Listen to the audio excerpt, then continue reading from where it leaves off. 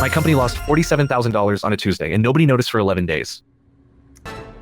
That's the thing about wire fraud. It doesn't announce itself. It doesn't set off alarms or send push notifications. It just happens, quietly, the way a slow leak ruins a wall. By the time you see the damage, the rot is already deep inside the structure. I'm Sarah. I've been a corporate accountant for 6 years. I'm good at my job. Genuinely, functionally good. Not in a way that gets celebrated, but in a way that means things don't fall apart. And when I found that first discrepancy in the payment processor logs, sitting at my desk with lukewarm green tea and a spreadsheet that wouldn't reconcile, my stomach dropped the way it does when you step off a curb you didn't see. The vendor name was almost right. That was what made it diabolical. Our legitimate payment processor was called Strata Financial. The fraudulent wire had gone to stratafinancial.com. Note the extra hyphen, the slightly different domain. The kind of difference that disappears when you're scanning 40-line items before a budget meeting. I'd caught it because I print out reconciliations by hand. It's a habit my first boss called obsessive and I call thorough. The printout was in my hand, a red pen circled around a wire reference number, and I just sat there for a long moment listening to the fact hum. I reported it to my director, Dax, immediately. Dax ran the finance operations division. Late 40s, silver-templed? The kind of man who wore subtly expensive watches and called everyone sport in a way that was meant to feel warm but always landed slightly wrong. He had a way of making you feel capable and small at the same time. When I brought him the printout, he smiled. Not the alarmed, urgent smile of someone whose company just lost $47,000. The comfortable, reassuring smile of someone who already knows the answer to the question you're asking. He told me it was a known issue. Said the cybersecurity firm they'd contracted, a boutique outfit called Halverson Digital, was already working the case. Said the fraudulent domain had been flagged and that things were being handled. He took the printout. Patted the edge of my desk once with 2 fingers, the way you tap a table to end a poker hand, and walked back to his office. I should have felt relieved. I did feel relieved, actually, for about 4 hours. Then I started wondering why a known issue had been allowed to process another wire when the first fraudulent transfer had cleared 8 weeks earlier, according to the transaction history I'd also pulled. I didn't sleep well that night. I reorganized my bookshelf, which I never do. Pulled out a cookbook I hadn't touched in 2 years and put it back in the wrong place on purpose, just to have something to fix later. The next morning, I did what Dax would later describe as going outside your lane. I contacted Halverson Digital directly. I had their name from the vendor contract file, found the lead investigator's email address in a 3-month-old interdepartmental thread, and sent a brief professional message explaining who I was and what I'd found. The response came back in 40 minutes. His name was Cole. He wrote in the clipped, efficient way of someone who typed the same explanation to panicked executives 100 times but was doing his best to make it sound fresh.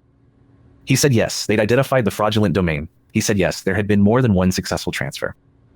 He said something else, though, that made me sit very still at my desk. He said the domain used in the scheme was due to expire in 9 days, and that the registrant had not renewed it. I read that 3 times. Then I wrote back and asked what happened if someone else registered it first. Cole's response took longer, 12 minutes. Then, that's actually a very interesting question. Can we talk? We got on a call that afternoon. Cole was methodical, unhurried, the kind of person who pauses before answering not because they don't know what to say, but because they're deciding exactly how to say it. He explained that the criminal operation behind the fraud used lookalike domains as temporary infrastructure. Register a domain, run a phishing campaign, collect wires, abandon the domain before anyone could trace it. The domain they'd been using was a perfect visual duplicate of our processor's site. And in 9 days, it would be available to anyone with a credit card and $12. I said it before he did. I said, what if we bought it? Another pause. Then Cole said, I was going to suggest the same thing. Here is what we planned, and I want to be precise about this because the precision is what made it work. We would register the expiring domain, the fraudulent lookalike, and point it to a server Cole's team controlled. The server would appear to be a functional payment portal, because it would be. Fully rendered, believable, with one modification. Every single interaction would be logged. IP addresses, session metadata, the routing paths of anyone who visited, and most importantly, any attempt to send or receive funds through it. We were not going to steal anything. We were going to watch. A digital duck blind. Cole called it a honeypot redirect. I called it a trap, because that's what it was. I told Dax we were pursuing a technical mitigation strategy with Halverson. That was true. I just left out the part where I'd initiated it. He nodded, made a note in his leather portfolio, said good work, sport, and moved on. That phrase landed differently than it used to. The domain registered on a Thursday at 11:14 p.m. Cole's team had set an automated purchase to fire at midnight on the expiration date, but someone else had already tried to grab it at 11:02, missed by 12 minutes. We found out later that was a second criminal cell, a Romanian operation that had been watching the same domain. They missed it by 12 minutes, and Cole sent me a screenshot of the failed registration attempt with a single comment. That was close. I stared at that screenshot for a long time. My hands were steady. That surprised me. For the first 11 days, nothing dramatic happened. A handful of accidental visits from people who'd clearly mistyped to Earl. Some bot traffic. Cole checked in every other day with log summaries. Dry, technical, a little like reading train schedules. I started to wonder if we'd missed our window, if the criminal operation had simply moved to a new domain and left this one behind like a shed skin. Then, on day 12, something changed. The traffic spiked, not gradually, sharply, the way a fever breaks upward before it breaks down. In a 6-hour window, the honeypot received 214 unique sessions from IP addresses clustering around 3 geographic regions: Lagos, Bucharest, and a set of addresses that routed through a VPN, but whose metadata suggested they originated in Kuala Lumpur.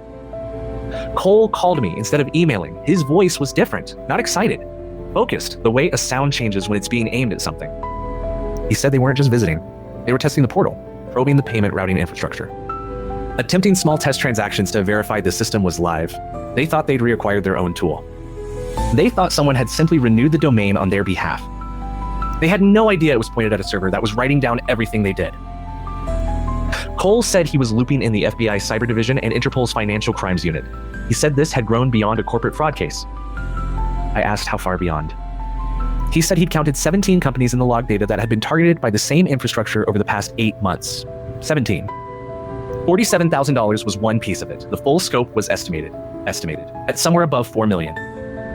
I sat with that number in my apartment that night, made pasta, ate it standing at the counter because I'd forgotten to sit down.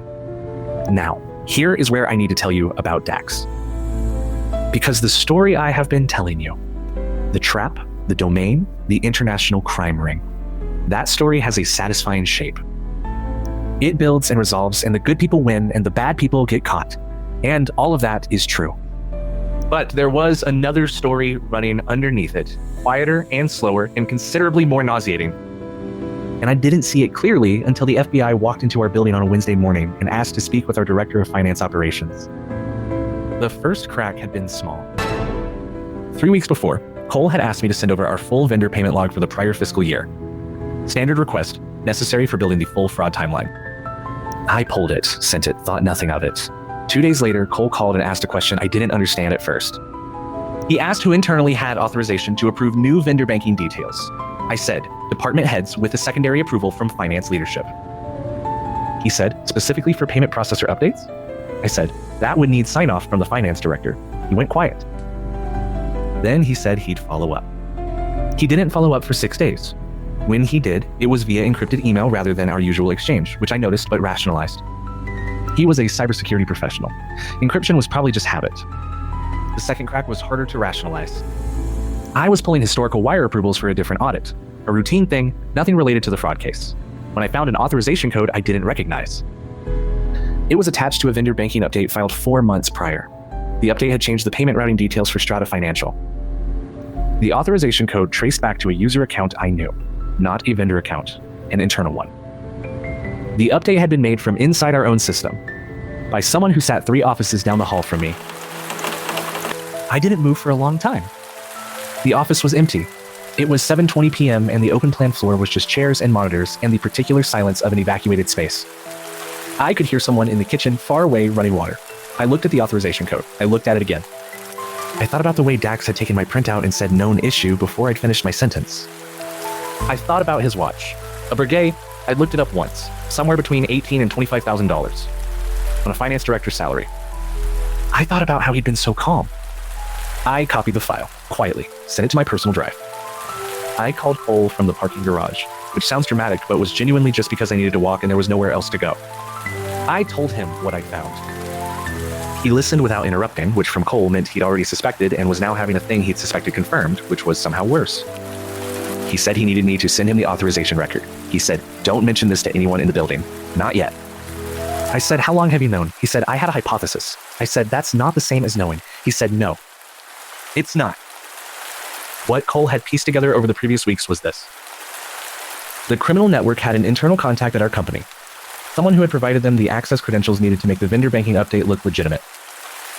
The fraudulent domain had worked so well, so repeatedly, because someone on the inside had greased the rails. I changed the routing details so that even employees doing their due diligence would look up the vendor name, find it correct, and wire the money directly into the scammer's accounts. It wasn't just phishing. It was a coordinated inside job with a corporate accomplice who took a cut. The accomplice was Dax. I want to tell you I felt rage. Clean, hot rage you can do something with. What I actually felt was something more like the floor tilting. I sat in my car in the parking garage for 31 minutes. I counted later because I checked the timestamps on the call log. 31 minutes in the gray fluorescent quiet, going back through every interaction with a man I genuinely respected. The morning he'd praised my quarterly close. The time he'd backed me up in a budget meeting against a VP who tried to cut my department. The offhand compliment about my attention to detail that I had, embarrassingly, repeated to my mother on the phone that same evening. All of it playing back now, like footage you're watching from the wrong angle. The warmth had been real. That was the unbearable part. It had felt real, because in some sense it was real. He was performing it, yes, but performers rehearse. They get good. And when a performance is good enough, the question of whether it's real becomes genuinely unanswerable. Cole had flagged financial anomalies in Dax's authorization pattern 6 days earlier and had been building a parallel case quietly, carefully, waiting for documentary confirmation before involving law enforcement because a hypothesis about a finance director is not something you take to the FBI with a shrug. My discovery had given him the confirmation he needed. The FBI, who had already been briefed on the international fraud ring from the honeypot data, folded Dax into the investigation within 48 hours. The morning the federal agents arrived, I was at my desk at 8:15. I had a cup of coffee that went completely cold before I touched it. I watched 2 agents and a compliance officer from our parent company walk past the open plan floor toward Dax's office. Nobody on the floor knew what was happening. There was no dramatic moment, no scene. Dax's door closed. The blinds on his interior window were already down, the way they always were in the mornings. You could hear nothing. People at nearby desks continued typing. Someone laughed at something on their phone. The ordinary machinery of the office kept running, completely indifferent. I stared at my screen. My reconciliation was open. I was on row 43. Cole sent me a message at 8:52. It said, "It's done." I wrote back, "What happens now?" He said the international investigation would continue. The honeypot data had given Interpol enough to move on 2 of the 3 cells, and the Lagos network was already under surveillance. Dax would be cooperating with federal investigators, which in this context is a polite way of saying he was helping them dismantle the organization he'd helped build. In exchange for considerations I would never be told about. The $47,000 our company had lost was, it turned out, one of 14 internal transfers across 9 companies, all with inside contacts, all recruited through a network Cole described only as sophisticated and patient. Sophisticated and patient. I wrote those words down, looked at them. That was Dax too. That was exactly Dax.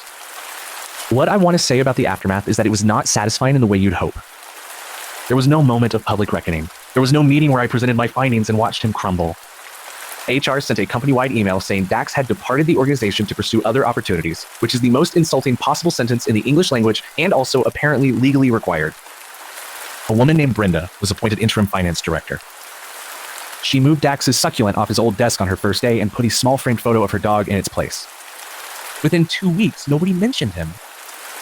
The official investigation continued quietly, somewhere outside the building, governed by legal processes and federal timelines that had nothing to do with me. Cole sent me a brief update 3 months later. 2 of the 3 criminal cells had been indicted. 11 arrests across Nigeria and Romania, with extradition proceedings underway in the Malaysian cases. A portion of the fraudulently transferred funds had been traced and frozen.